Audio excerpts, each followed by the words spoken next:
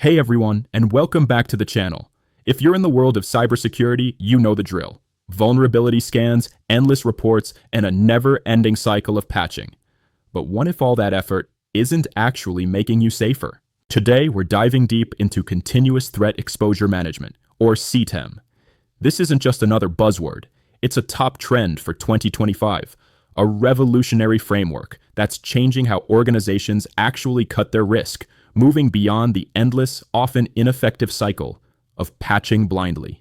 If you want to stay ahead, this is for you. Let's be honest. For years, our vulnerability management strategy has looked a lot like this. Run a scan, get a massive list of vulnerabilities, try to patch the critical ones, and then repeat. It's a never-ending treadmill. The problem? Not all vulnerabilities are created equal, and not all critical vulnerabilities are actually exploitable in your specific environment. We spend countless hours chasing down every red flag, often patching things that pose little actual risk, while truly dangerous exposure points might slip through the cracks. It's inefficient, exhausting, and frankly, it's not working to significantly reduce real-world risk. This is where CTEM steps in. CTEM, or Continuous Threat Exposure Management, is a 5-stage framework that shifts the focus from simply finding vulnerabilities to intelligently reducing your actual exposure to real threats. It's about being proactive and strategic, not just reactive. Scoping. It starts with defining your critical assets and the specific threats most relevant to your business. What really matters? What are the bad guys after? Discovery. This is where you find the vulnerabilities and weaknesses, but with a targeted approach based on your scope. Prioritization. This is crucial. Instead of just critical, CTEM prioritizes based on real-world exploitability, business impact, and threat intelligence. Which exposures are attackers actually leveraging right now? Validation. Don't just patch and hope.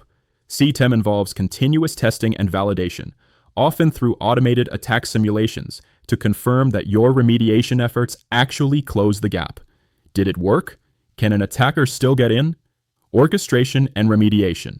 This is the action phase, but it's informed by all the previous steps, ensuring you're fixing the right things in the right order for maximum impact. The beauty of CTEM is that it's a continuous loop. It's not a one-time audit. It's an ongoing, intelligence-driven process that constantly adapts to your evolving threat landscape. You stop wasting time on low-impact vulnerabilities and focus your resources on the exposures that truly put your organization at risk. Gartner predicts that by 2026, over 40% of organizations will implement a CTEM program. Why?